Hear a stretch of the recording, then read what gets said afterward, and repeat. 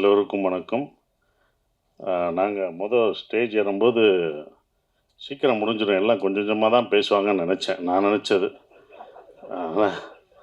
ஏன்னா இவங்க ஷூட்டிங்கில் அவ்வளோவா பேச மாட்டாங்க, ஒர்க்கில் அவ்வளோவா பேச மாட்டாங்க. ஆனால் இவ்வளோ நேரம் பேசுவாங்க. எனக்கே என்னடா நம்ம கொஞ்சமாக தான் பேசுவோம் போல்க்க, நிறையா பேசுகிறோம் போல்க்க அப்படின்றத பார்க்கும்போது ஒவ்வொருத்தருக்கும் எனக்கே ஆச்சரியமாக இருந்தது. அவ்வளோ நல்லா பேசினாங்க. அவங்க பேசுகிற காரணம் என்னென்னா, இங்கே தான் நன்றி அவங்க சொல்ல முடியும், வேறு எங்கேயும் அவங்க நன்றி சொல்ல முடியாது. அது ஒன்று இருக்குது. ஒவ்வொருத்தவங்களும் வேறு எங்கே அவங்க தனியாக பார்த்து அவங்க நன்றி நன்றின்னு சொல்ல முடியாது. அந்த நன்றி மறக்காமல் இருக்கணும் அப்படின்றதுக்காக தான் இங்கே ஒவ்வொருத்தவங்க அந்த நன்றியை தெரிவிச்சுக்கிறாங்க. அப்படி தான் நம்ம பார்க்கணும். அந்த நன்றி வெற்றி பெற்ற பிறகும் அந்த நன்றியை நீ உன் தயாரிப்பாளருக்கு காமிக்கணும்னு நான் அந்த டைரக்டருக்கு நான் ஒரு அட்வைஸாக அதை சொல்லிக்கிறேன். அதுதான் நன்றி. நீ அது முடிஞ்ச பிறகு நீ என்ன நன்றி செலுத்துறியோ அதுதான். எல்லாம் படத்தை பற்றி சொன்னாங்க, இப்படி வரும் அப்படி வரும்ன்ற ஒரு விஷயம் சொன்னாங்க. நல்லா இருக்குது. அதெல்லாம் நம்பிக்கை தான், எல்லாருக்கும் இருக்கிற நம்பிக்கையில் தான் அவங்களும் அந்த நம்பிக்கையில், ப்ரொடியூசர் அந்த நம்பிக்கையை வச்சுருந்தார். அந்த நம்பிக்கை நிறைவேற்றிய டைரக்டருக்கு அவ்வளோ வாழ்த்து சொல்லும்போது இன்னும் சந்தோஷமாக இருக்குது. என்ன நினச்சி ஒரு ப்ரொடியூசர் தான் ஒரு படத்தை பார்த்துட்டு இது நல்லா இருக்குது எனக்கு திருப்தின்னு சொல்லணும். அது ஒரு 100% சொன்னது எனக்கு சந்தோஷமாக இருக்குது. இருந்தாலும் நல்லா எழுதிட்டோம் அப்படின்னு ஒன்று இருக்கும்ல, நல்லா எழுதியிருக்கோம்டா சப்ஜெக்டு, ஆனால் என்ன ரிசல்ட் வருதுன்னு ஒரு பயம் இருக்கும். அந்த பயத்தோடு இருக்கிற மாணவனாக மே 1 அந்த ரிசல்ட்டுக்காக மக்களும் நீங்களும் கொடுக்க போகிற அந்த ரிசல்ட்டுக்காக காத்துக்கிட்டு இருக்கோம். அதுதான் நான் காத்துட்ருக்கேன். ஏன்னா எங்கள் படத்தை பற்றி நீங்கள் தான் பேசணும். நாங்கள் இங்கே படம் இப்படி பண்ணிட்டோம் அப்படின்னு சொல்கிறத விட நீங்கள் நல்லா இருக்கும், நீங்கள் தான் எல்லாருமே சொல்லணும். மக்களும் ப்ரெஸ் எல்லாமே நீங்கள் சொல்லணும். எனக்கு இந்த படம் அவர் சொன்னார் ஃபுல்லாக அபி 24 வயசு பையன் சொல்லும்போது அங்கே வயசு முக்கியம் இல்லை, நல்ல கதை நல்ல விஷயம்தான் முக்கியம். அதை யுவராஜ் அந்த டீம் பார்க்கல. ஏன்னா அவங்க ஒரு ப்ரொடக்ஷன் ஃபஸ்ட்டு என்கிட்ட சொல்லும்போது 2 நண்பர்கள், அந்த 2 பேரும் நண்பர்கள், அற்புதமான நண்பர்கள். அதுவே எனக்கு பிடிச்சி போச்சு. பாஸ் நண்பர்களாக இருக்கீங்க, இப்படி ஒரு நட்பா அப்படின்னு ஒன்று இருக்கும்ல, அந்த நட்புக்கே இந்த இதை செஞ்சாகணுமே அப்படின்றது. 2வது அவங்க எடுத்த படங்கள் 2மே எல்லாருக்கும் பிடிச்ச படம், கேட்கவே தேவையில்லை, அவ்வளோ பர்ஃபெக்டாக செலக்ட் பண்ணி சொல்லுவாங்க. அப்புறம் நம்ம என்ன சொல்கிறது, நம்ம தான் அதுக்குள்ளே போகிறேன், நான் தான் இந்த படத்துக்குள்ளே நுழைஞ்சிருக்கேன். அது எனக்கு தான் பெரிய ஒரு விஷயமா நான் நினைக்கிறேன். கதை சொல்லும்போது கூட அப்படியே அந்த மியூசிக்கெல்லாம் போட்டு விட்டாப்புல, அப்படி போட்டு சார் அப்படின்னு வரும் சொல்கிறாப்புல. நான் சொல்லலை, நான் பாட்டு சீரியஸாக பார்த்தேன். கேட்டுக்கிட்டு யுவராஜ் சிரிக்கிறாப்புல, யுவராஜ் அழுகிறாப்புல, என்னடா கூட வந்த ப்ரொடியூசர் அழுகிறாப்புல. நான் அப்படி திரும்பி பார்க்குறேன், ஒரு சவுண்டு கேட்குது. என்னன்னு பார்த்தா பக்கத்தில் இருக்கிற ப்ரொடியூசர்ஸ் அதுக்கு அழுகிறாப்புல. திடீர்னு அவர் சிரிக்கிறாரு. ஓகே, இது சைடு எஃபெக்ட் கொடுக்குறாங்க போல்க்கு அப்படின்னு நினச்சேன். அதுக்கப்புறம் எனக்கு உண்மையிலே கதை ரொம்ப பிடிச்சிருந்தது. ஏன்னா நான் கேட்ட கதையிலே ரொம்ப நாள் ஆச்சு நான் அப்படி கேட்டு. உண்மையிலே ஒரு ஒரு கதையை முதல்ல இருந்து கடைசி வரைக்கும் எந்தவித மாற்றமும் செய்யாமல் அப்படியே இருக்கிற இதை மாற்றிக்கலாம், அப்படி மாற்றிக்கலாம், அப்படி மாற்றிக்கலாம், அப்படி எதுவுமே இல்லை. அது கரெக்டாக இருந்தது. அது கரெக்டாக தான் எடுத்திருக்காங்க. எந்த மாற்றம் இல்லாமல் செஞ்சது தான் இது அபியோட, இந்த டைரக்டரோட வெற்றியாக நான் நினைக்கிறேன். அது ஒன்று. அப்புறம் ஏன் அவர் சொன்னார், சார் ஏன் சார் நான் அவ்வளோ சொன்னேன், நல்லா பேசின பிறகு நீங்கள் ஒரு தடவை கூட சிரிக்கல, இல்லைடா உன்னை டிஸ்டர்ப் பண்ணா, நீ ஒரு காமெடி படம் பண்ணுற, காமெடி சொல்கிறேன்னா உள்ளுக்குள்ளேயே சிரிச்சுக்குவேன், உள்ளுக்குள்ளேயே ஆடுவேன், எல்லாமே உள்ள இன்னர் இது ஆடுவார், ஆனால் வெளியில் இல்லை, ஒன்று டிஸ்டர்ப் ஆகிடுவேன், நான் சிரித்து அதனால் அடுத்த லைனுக்கு போகக்கூடாது அப்படின்னு சொன்னோம். அதுக்கப்புறம் தான் சிம்ரன் மேடம் இந்த படத்துக்கு அப்போ சொல்லும் போது எனக்கு இல்லை, சிம்ரன் மேடம் நடிக்கிறாங்க அப்படின்னா, சார் சிம்ரன் மேடம் கதை சொல்ல போகிறேன், இப்படி என்ன சொல்லுங்க, தான் எனக்கு ஒன்று போடுவேன், மியூசிக்கை போட்டு அப்படி இப்படி நடித்து காமிப்பேன், அதை அவங்களுக்கு பண்ண அவங்களுக்கு பிடிச்சிரும். அப்படியா சார், கண்டிப்பாக பிடிக்கும்டா அப்படின்னு அடுத்தவங்க ஓகே பண்ணிட்டாங்க. அவங்க ஏன் ஓகே பண்ணால் அந்த கதை, அவங்களும் இதில் வந்தது எல்லாம் கேட்டது, சிம்ரன் நீங்கள்மா எப்படி, ஏன்ப்பா நாங்கள் நடிக்கக்கூடாதாப்பா சிம்ரன் மேடத்தோட, இல்லைங்க நீங்கள் கிராமம்னா கிராமத்துலேயே எப்படி விவசாயம் பார்த்துட்டு இருக்கோமா, ஏன் அங்கே நடிக்கக்கூடாதா, எங்களுக்கு சிம்ரன் கிடைக்கக்கூடாதா, இது என்ன எல்லாரோடைய ஏக்கம் தான்ப்பா, அது எல்லாரும் இது பண்ணுறதுனால அதனால் எங்களுக்கு கிடைக்கக்கூடாதா, என்ன எப்படி எப்படி எப்படின்னா உங்களுக்கு என்னப்பா, அது அப்படி தான் கதை பாருங்க அப்படின்னா. அப்படி தான் சிம்ரன் மேடத்தை எல்லாம் கேட்குற கேள்வி. படம் பார்க்கும்போது உங்களுக்கு தெரிஞ்சிடும் எதுக்கு சிம்ரன் மேடம் இந்த படத்தில் எல்லாருக்கும் பிடிச்சவங்க சிம்ரன். அது கண்டிப்பாக இந்த படத்தில் அந்த குடும்பமாக உங்களுக்கு என்னையும் சிம்ரன் என் குழந்தைங்க பசங்க எல்லாத்தையும் அவங்களுக்கு அது பிடிக்கும். சசி சார், நீங்கள் சிம்ரனை பற்றி சொன்னீங்க, நான் ஏன் சிம்ரன் கூட நடிக்கக்கூடாது அப்படின்னு. அவங்களும் உங்கள் கூட நடிக்க ஒத்துக்கிட்டாங்க, கதை நல்ல இது. நீங்கள் வந்து அவங்கள்ட்ட பார்த்த வியந்த விஷயம் என்ன விஷயம்? அது வந்து ரொம்ப சொன்ன மாதிரி கொஞ்சம் ஒரு ஏஜ்டாகவும் நடிச்சிருக்காங்க. அதை பற்றி கொஞ்சம் சொல்லுங்கள். நீங்கள் சிம்ரன் ரசிகரா? எடுத்தோடனே எங்களை பற்றிலாம் கேட்கல. நீங்கள் சிம்ரன் பாருங்கள், உங்களுக்கெல்லாம் சேர்த்து தான் நான் நடிச்சிருக்கேன். அதான் ஒன்று. அவங்களோட ஏன் உண்மை வர்றது ஓகே பிடிச்ச பர்ஃபெக்ஷன். அவங்க சூப்பர் பெர்ஃபார்மருங்க. அவங்க இப்போ வரைக்கும் ஹீரோயினாக நடிக்கிறாங்க. ஏன் அந்த பெர்ஃபார்மன்ஸ் தான். நீங்கள் ஏஜ் ஆகிடுச்சுன்னா சொல்கிறேன், அவங்களுக்கு வயசே ஆகாதுங்க. அவங்களுக்கு வயசே ஆகாது. அவங்க பெர்ஃபார்மன்ஸ் தான். இவர் சொல்லும் போதும் அந்த இலங்கை தமிழ் பேசும்போதும் எங்களுக்கு நாங்கள் ராமேஸ்வரத்தில் எடுக்கும்போது அவங்களோட கன்னத்தில் முத்தமிட்டால் ஞாபகம் இருக்கா? கன்னத்தில் முத்தமிட்டால் உங்களுக்கு எப்படி ஞாபகம் வந்துச்சு? எங்களுக்கு அது ஞாபகம் வந்துச்சுண்ணே. அதுதானே வந்துச்சு. சார், சசிகுமார் சார், அதாவது இந்த படம் வந்து அகதிகளாக வெளில வந்து அவங்க வந்து அது டூரிஸ்ட் மாதிரி என்ஜாய் பண்ணுற மாதிரி காமிச்சிருக்கீங்களா? ஏன்னா இலங்கை அகதிகள்னால நமக்கு ஒரு இறக்கம் இந்த மாதிரி தான் ஏற்படும். இந்த படத்தில் வந்து டூரிஸ்ட் ஃபேமிலின்னு போட்டிருக்கீங்க, இலங்கை சப்ஜெக்ட்னு சொல்கிறீங்க இல்லையா? அப்போ அவங்க வந்து ஊர் ஊராக போய் இப்போ கனடா, அமெரிக்கா, நம்ம தமிழர்கள் கூட அப்படி இல்லை, எல்லா ஊர்லேயும் இருக்கிறாங்க. அதை தான் சொல்லியிருக்குது அந்த படம். எப்படி அகதிகளாக வந்து ஆனால் அவங்க துன்பத்தை வெளியில் காட்டிக்காமல் சந்தோஷமாக வாழ்ந்துட்டு இருக்காங்க அப்படின்ற மாதிரி. அது நீங்கள் படம் பார்க்கும்போது தான் அதை பார்க்கணும். ஏன் வந்தாங்க, என்ன டூரிஸ்ட்டுன்னு எதை மீன் பண்ணுறோம் அப்படின்றது நீங்கள் இப்போ ரிவீல் பண்ண முடியாது. நீங்கள் இப்போ எல்லாமே ஒரு லைட்டராக தான் சொல்ல முடியும். ரொம்ப நாங்கள் வந்து உணர்ச்சிபூர்வமாக இதை ரொம்ப இன்னும் சொல்ல முடியாது. சென்சார் இருக்குது, எல்லாமே இருக்குது உங்களுக்கு. அதெல்லாம் அதனால தான் இதை வந்து ஒரு லைட்டராகவே அந்த படத்தை நாங்கள் சொல்லியிருக்கோம் சார். அதே மாதிரி இப்போ டூரிஸ்ட் ஃபேமிலி ரிலீஸ் ஆகுது.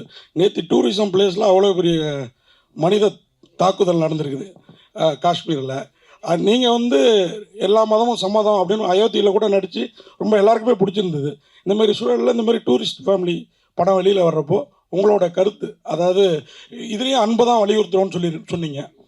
ஹியூமனிட்டி தாங்க எப்போதுமே அது முக்கியமான ஒரு விஷயம். நாங்கள் வந்து அதில் தான் நான் வந்து இந்த படத்துலையும் சொல்லியிருக்கோம், மனித இதில் தாக்கக்கூடாது, ஒவ்வொரு மனிதனும் யாராக இருந்தாலும் தாக்கக்கூடாது, தவறான ஒரு விஷயம்.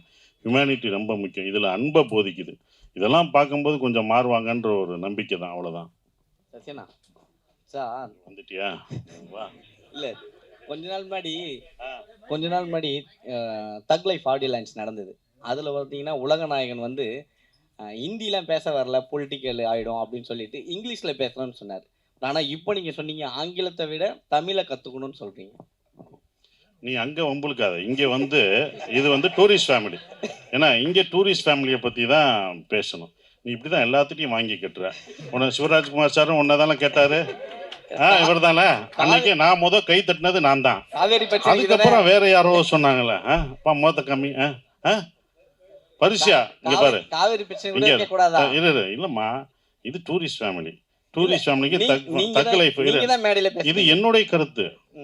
என் கருத்தை தான் நான் சொல்ல முடியும். இது என்னன்னா, ஆங்கிலம் கற்றுக்கணும், ஆங்கிலம் கற்றுக்க வேணாம்னு சொல்ல. இப்போ நான் என்ன சொன்னேன்னா, அங்கே உள்ள மாணவர்கள் ஆங்கிலம் கற்றுக்கிட்டு இருக்காங்க, ஆனால் தமிழை மறந்துட்டாங்கன்னு சொல்கிறோம். அதுதான் கமல் சார் தலைவரும் அதை தான் சொன்னார்.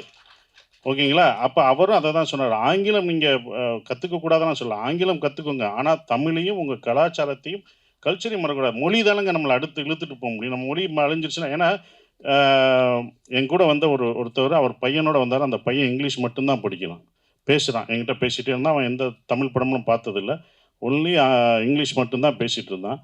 அப்போ அவர் ஃபீல் பண்ணி சொன்னார், நாங்கள் எங்களோட நாட்டை விட்டு வந்துட்டோம், ஆனால் இவன் வந்து இதை தான் கதைச்சி கொண்டு இருக்கான் அப்படின்னு சொல்லிட்டு இருந்தார். இதை மட்டும் கதைச்சிட்டு இருக்கான், இங்கிலீஷ் மட்டும்தான் கதைச்சிதான், அடுத்த கல்ச்சர் தெரிலன்னு. அவங்க பார்க்கணும். அவங்களுக்கு ஆல்ரெடி ஆங்கிலம் தெரியுது இல்லை, ஆனால் தமிழ் உன்னுடைய மொழியை கற்றுக்கோன்னு சொல்கிறதுக்கான ஒரு விஷயமா தான் நான் நினைக்கிறேன். சசியண்ணே, ஆனால் இங்கே தொடர்ச்சியாக வந்து ஏஜிட்டாகவே நடிக்கிறீங்க. உங்கள் கதைக்கு வரவங்க வந்து உங்களுக்கு ஏஜிட் தான் கேட்குறாங்களா, இல்லை இதுக்கப்புறம் வந்து நீங்கள் ஹீரோஸாக இதை பண்ண போகிறீங்களா? ஆனால் ஏஜிட்னா கமல் சார் அப்பயே இது பண்ணிட்டாரு. இது அப்பயே கமல் சார் படங்கள், கடல் மீன்கள்லாம் பார்த்துருக்கீங்களா? நான் பார்த்துருக்கேன். நாயகன் பார்த்தீங்களா? கடல் மீன் எல்லாமே அப்படி தான். ஏன்னா இப்போ எந்த நடிகரும் இந்த பையனை அப்பாவை நடிப்பாங்களா? நடிக்க மாட்டேன். நானும் நடிக்க மாட்டேனா? இப்படி ஒரு படத்தை நான் மிஸ் பண்ணுறேன்னா? இந்த படத்தை நான் கொண்டு போகிறது ஒரு 5 பேர்.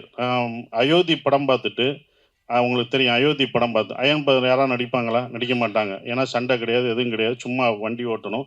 கடைசி ஒரே ஒரு வார்த்தை தான், அதுக்கு தான். அயோத்தி பார்த்துட்டு கவர்மெண்ட்டில் ஒரு இதே போட்டாங்க, எனக்கே அது தெரியாது. ஒருத்தவங்க, நான் ஒரு ஃபங்க்ஷன் போகும்போது அந்த ஆஃபீஸர் சொன்னாங்க கவர்மெண்ட்டில், சார் உங்கள் அயோத்தி உங்களுக்கே தெரியாமல் ஒரு நல்லது பண்ணியிருக்கீங்க.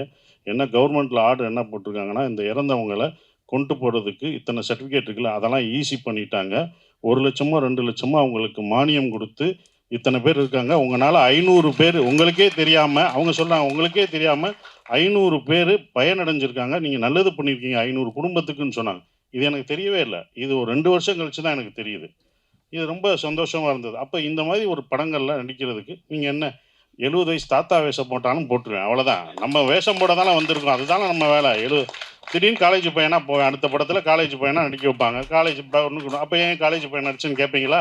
கேட்க முடியாது. அது நான் நடிப்பேன்ட்டுவேன், அதுக்கு தான் அது, அவ்வளோதான். சசி சார் இங்க இங்க இங்க என்ன ஐயோ என்னண்ணே?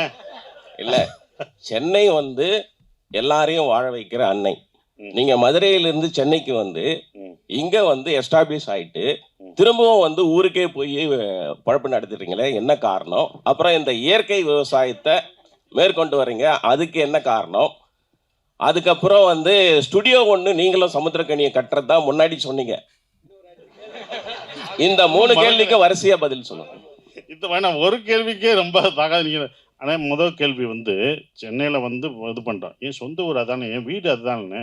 டெல்லிக்கு ராஜானாலும் பள்ளிக்கு புள்ள தானே, என் ஊருக்கு தானே நான் போக முடியும். ஸோ என்னுடைய ஊர் என்னுடைய இடம் அப்படின்றனால நான் அங்கே போயிட்டேன். அது விவசாயம் அங்கே இருக்குது, என்னுடைய குடும்பம்லாம் அங்கே இருக்கனால நான் அங்கே போயிட்டேன். வேறு ஒன்றும் இல்லை. இது இங்கே வந்துட்டோம் அங்கிட்டோம்ல, என்ன இருந்தாலும் அங்கே தானே நான் போகணும் அப்படின்றதில் அங்கே இருந்தோம். சென்னையில் அந்த நானும் சமுத்திரக்கனி கரெக்டாக உங்கள்கிட்ட சொன்னோம், ஒரு ஸ்டுடியோ கட்டணும், கண்டிப்பாக அது பண்ணுவோம். அதற்கான வேலைகள் ஒரு இடம் வந்து அது ஃப்யூச்சரில் நாங்கள் கட்டலாம்னு யோசிச்சுருக்கோம். அது பண்ணோம். ஏன்னா அங்கே வந்து எல்லா இதையும், ஏன்னா இப்போ நாங்கள் அங்கே போயிட்டோமே, இதையும் எடுத்துகிட்டு போயிட்டோம்னா எடிட்டிங்கு டப்பிங் எல்லாம் எடுத்துப்போம், ஈஸியாகிடும். அதுதான் அது பண்ணுறோம். சசி சார், இந்த படத்தில் ஒரே நிமிஷம் மணி சார், இந்த படத்தில் ரொம்ப முக்கியமாக ஒரு விஷயம் வச்சுருக்கீங்க. வல்வெட்டித்துறை அப்படின்னு ஊர்லேருந்து அந்த ஃபேமிலி வருது வச்சுருக்கீங்க. அந்த வல்வெட்டித்துறை எவ்வளோ வரலாற்று முக்கியத்துவம்னு எல்லாருக்கும் தெரியும். இந்த ஈழத்தமிழுடைய வழியை வேதனைகளை தமிழ் சினிமா சரியாக பதிவு பண்ணிக்கணும்னு நினைக்கிங்களா?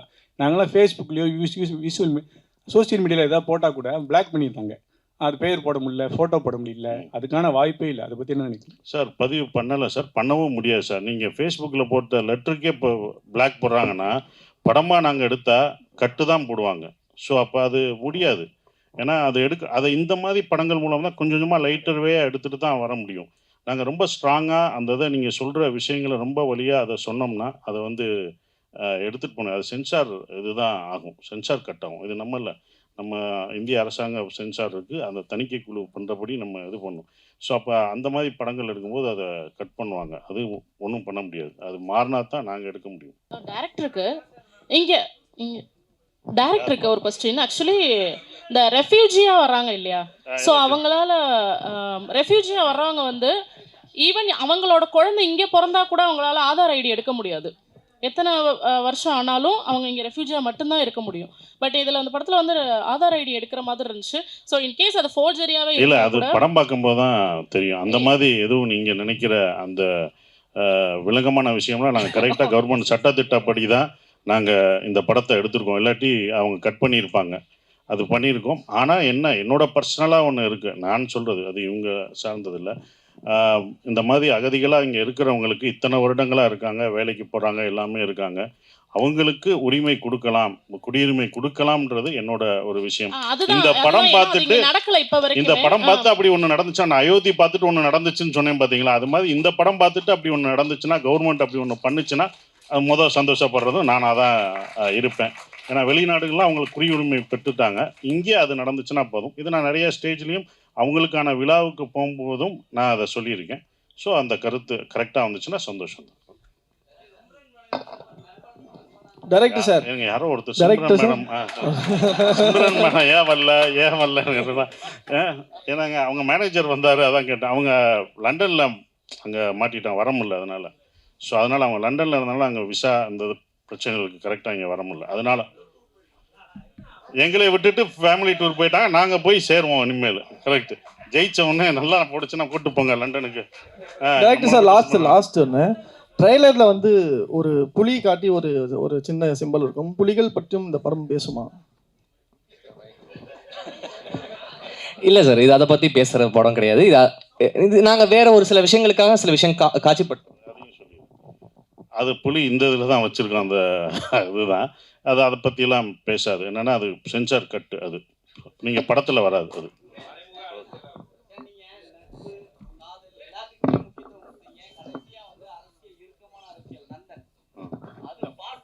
வழி இருக்குமா? கண்டிப்பாக அந்த டைரக்டர்கிட்ட சொல்லியிருக்கோம். அது பார்ட் 2 எடுக்கிறதுக்கான வேலை பார்த்துருக்கேன். ஏன்னா கணி சார் எப்போ பார்த்தாலும் அதை சொல்கிறது, நந்தன் பார்ட் 2 பண்ணுங்கள், இன்னும் வந்த பிறகு என்ன நடக்குது அப்படின்றத சொல்லுங்கன்றாங்க. அதுக்கான இது சொல்லியிருக்கோம். அது டைரக்டர் பண்ணாருன்னா கண்டிப்பாக பண்ணுவோம். சசியண்ணே, இப்போ நீங்கள் ஸ்டேஜில் பேசும்போது சொன்னீங்க, ஸ்டேஜில் பேசும்போது சொன்னீங்க நாங்களாம் வந்து சிம்ரனுக்கு ஹீரோ நடிக்கக்கூடாதுன்னு சொன்னீங்க. நீங்கள் தான் அவங்கள வந்து அப்ரோச் பண்ண சொன்னீங்களா? எனக்கே ஷாக்கு தான்ப்பா. நீ எப்படி இது பண்ணீங்களோ அதே மாதிரி தான் எனக்கு சிம்ரனா, நானும் சிம்ரனா நானே கேட்டேன் அப்படின்ற ஒரு விஷயம் தான். அது ஏன் அப்படின்னும் போது நீங்கள் படம் பார்த்தீங்க, இப்போ பார்த்தீங்கல்ல, பிடிச்சிருந்துச்சுல, 2 பேரையும் பிடிச்சிருந்ததில்ல. அது மாதிரி இன்னும் ரொமான்ஸ் சீன்லாம் வச்சுருக்காரு. அதெல்லாம் இன்னும் படம் சப்போர்ட்டில் எங்கள் படம் ஹீரோயினை நாங்கள் தானங்க இது பண்ண முடியும். என் படத்து ஹீரோயினை அதுவும் என் கூட நடிச்சிருக்காங்க, அவங்களுக்கு நான் தானே கொடுக்க முடியும், நாங்கள் தானே கொடுக்க முடியும்லாம். அதே மாதிரி சிம்ரன் கூட ஜோடி என்னங்க சிம்ரன் இல்லாம சிம்ரன் சார் ஃபைனலா சிம்ரன் கூட ஜோடி. ஆனால் 2 பசங்க சில சமயத்தில் குடும்பத்தில் நம்ம பசங்களே நம்ம கொஞ்சம் இடைஞ்சலா இருப்பாங்க. அந்த மாதிரி ஃபீல் பண்ணீங்களா எங்கேயாவது? புரியல சார், சிம்ரன் கூட ஜோடி, ஆனால் வந்து சில சமயத்தில் குடும்பத்தில் நம்ம பசங்களே நமக்கு இடைஞ்சலா தெரிவாங்க சில சமயத்தில். அந்த மாதிரி இங்கே ஃபீல் பண்ணீங்களா? கண்டிப்பாக அது படத்தில் சீனில் வரும், பாருங்க, கண்டிப்பாக பாருங்க, அதை சொல்ல மாட்டோம், சீனை பாருங்க. அண்ணே ஓகேண்ணே முடிச்சிடலாண்ணே.